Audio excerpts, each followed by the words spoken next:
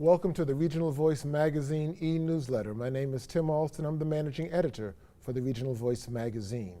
We have the privilege of initiating this series with a person who is arguably Christianity's #1 global ambassador, Pastor Wintley Phipps. Welcome. Thank you. Good to be with you. Over the past 44 years, since you came to Oakwood in 1972 as an entering freshman, That's right. you've made many visits to this campus. Yes. As a student, Yes. as an international student, as a pulpiteer, as a preacher, as a musician, as a parent, Yes. as the first recipient of an Oakwood University honorary doctorate in 2008. That's right. Does this visit this weekend hold any unique significance for you, sir? Yes, absolutely. First of all, it's 40 years, which is a lifetime, really. 40 years ago, I came here at the age of 17, looking for the destiny that God had prepared for me. Little did I know I had come to the right place. And it's Alumni Weekend, of course, and I've been asked to be the speaker for the Alumni Weekend this year, which is a once-in-a-lifetime experience. And so there's a lot of prayer that's going into it, and a lot of agonizing, because I want to say only what God would have me to say, because this is a kind of opportunity you don't get another chance at it. So. But no, you're talking about a lot of prayer and a lot of study. Yes. And you do a lot of prayer and study when you pastor your church in Palm Bay, Yes. when you perform on the stage, when Yes. you counsel presidents, when you serve as spiritual advisor to Oprah Winfrey. Is it any different this time coming back to your alma mater after 40 years? Yeah, when you come home, you know, it's always different, and this always feels like home. And this is where I met Linda, my wife, of this coming August of 40 years. And so it carries and holds with it memories that never leave you. You know, you walk past Moran Hall, you just never forget. As a matter of fact, there is a moment in Moran Hall that I will never forget. And maybe this kind of explains a little bit of all of that we're talking about today. I remember it was probably about 1973 or 74, they called a hurry-up lyceum. Someone was coming to the campus, and it hadn't been planned, but they wanted us to, as students, to hurry and get to Moran Hall. So we rushed over to Moran Hall, those of us who wanted to be there, and we sat in the hall, not really knowing who was coming. And out walks on the stage Alex Haley. And Alex Haley had this dream of finding Kunta Kinte. And he begins to tell about that dream. And we were mesmerized for 3 hours, hearing him talk about going back and forth to Africa, and looking at the logs of slave ships and following through on words and scraps of words. And he hadn't found Kunta Kinte then, but he was driven by this dream. And so that was very inspiring for me to realize that here was a man who had an idea and a dream, and he was with all his might chasing it, not knowing where it would lead, you know, rabbit trails. You didn't know where it would end up. And then to think of, at the end of it all, he comes forward with roots that changed Black America, that changed the world, that changed America. And so now I leave Oakwood as a student. And lo and behold, through a series of meetings and performances, one of my dearest friends is Alex Haley. and I mean dear friend, where he would invite me to his home. I remember he said, come on, I've got some folks, I want you to come and sing for them at my house. And so I show up, and Brooke Shields is there, and Quincy Jones is there, and you know, that kind of thing. And he would call me from ships. You know, that's how he wrote. He would catch freighters. You know, no, you know, Spartan surroundings, no fancy cruise ships. He'd just take these very bare bones freighters. So I would get a call from Alex Haley in Argentina. How's it going, And then when he died, I was asked to sing at his memorial service in Memphis. And so to think of coming full circle in that way, here I am. I was a student with a dream, hearing one of the greatest dreamers of our time, inspired by him, and then I get a chance to minister to him and be a friend to him over the last years of his life.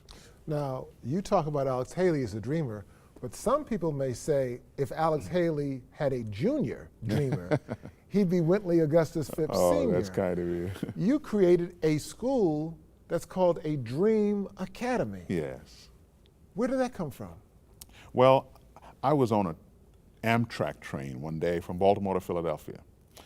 I've had incredible, what I call moments of destiny. I call a moment of destiny moment that of opportunity that you cannot create yourself. God has to do it. And you got to listen and follow his lead, his guidance. So let him order your steps, because 5 minutes earlier, that opportunity will miss you. And 5 minutes later, you'll miss the opportunity. It's that kind of thing. So I'm on an Amtrak train from Baltimore to Philadelphia. And when you're on Amtrak, you learn how to camp out when you don't want somebody to sit next to you, and you pull down all of the trays and you put your food and bags and. You too? Yeah, we all do it. And so this man had camped out, but I looked into his eyes. He looked really low and discouraged, and there were other seats available. And I walked up to him. I said, "Is anybody sitting next to you?" And he smiled. He said, "No." And he pulled up his papers, and it was Chuck Colson. From Watergate. From Watergate fame, who went to prison for the Watergate scandal, and came out and started what has become the largest prison ministry in the world, Prison Fellowship Ministries. And we became dear friends. He began to take me with him to sing in the prisons. And I remember he took me to a prison in Marion, Florida, on an Easter Sunday morning. So I missed alumni that year. Okay. And I started to hum Amazing Grace at the men's prison. And while I was humming, all of the prisoners got up out of their seats and stood up at attention, like they were listening to the national anthem. Wow. And ever since then, I call Amazing Grace the national anthem of sinners. And then we went over to the women's prison, and I sang Amazing Grace over there. And as I was leaving, a young lady came up to me pregnant, about to have her baby in prison. And she said, "Excuse me, sir," tears in her eyes. She said, "Your wife named Linda?" I said, "Yes." She said, "That's my aunt." We didn't know that my wife's brother's daughter was incarcerated and was about to have a baby in prison. And Chuck was so kind, he placed me on the board of directors of Prison Fellowship Ministries. And it was there that I got to observe and see how you build and run a not-for-profit entity, how you build and run a not-for-profit entity with integrity. And that's not an experience that we have in our circles. Para-church ministries are not something that we have a lot of. And so the education of watching and saying, "Oh, so this is how you do that." And I'm sitting next to Mr. Jack Eckerd of Eckerd Drugstores. Yes. I'm sitting next to Mrs. Jack Kemp, and I'm learning. And while on the board, a very alarming statistic surfaced that about 70% of all children in America who end up in prison come from the children of those who are in prison now. And so I began to advocate, why don't we build intervention? Why don't we build something that breaks that cycle of intergenerational incarceration?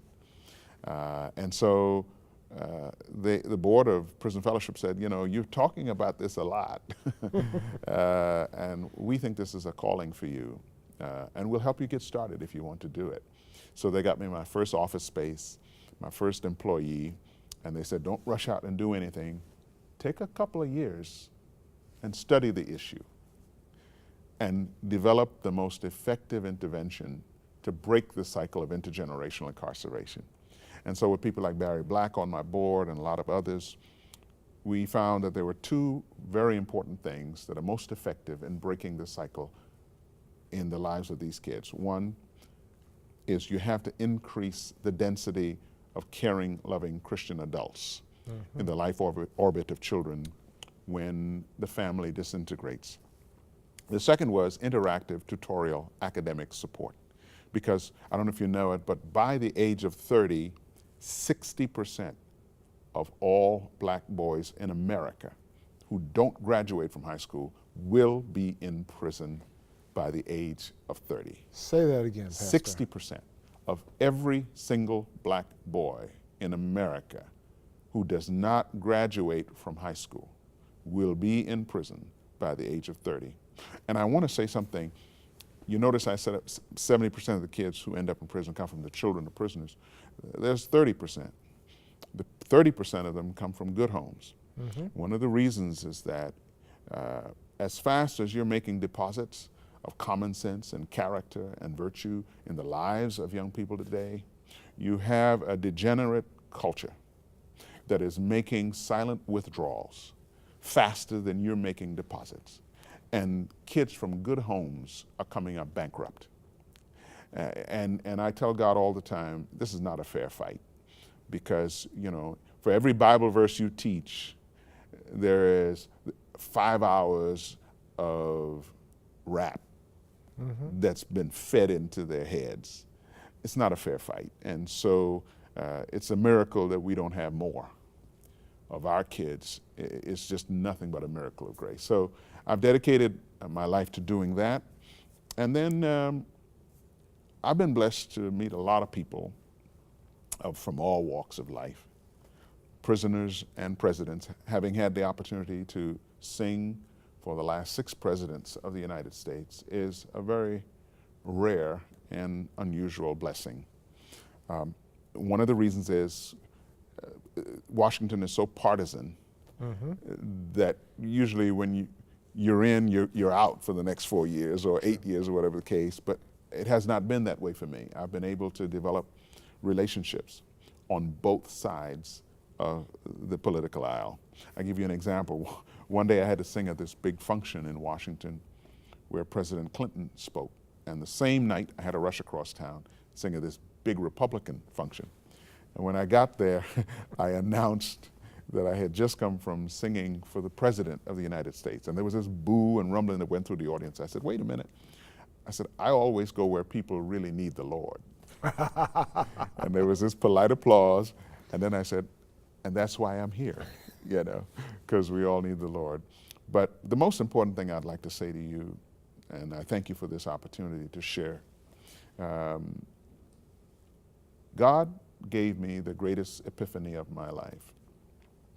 So I saw, whether it's Oprah, whether it's, you know, movie stars, I mean, I've been blessed to meet a lot of incredible people. And God showed me that those were moments of destiny.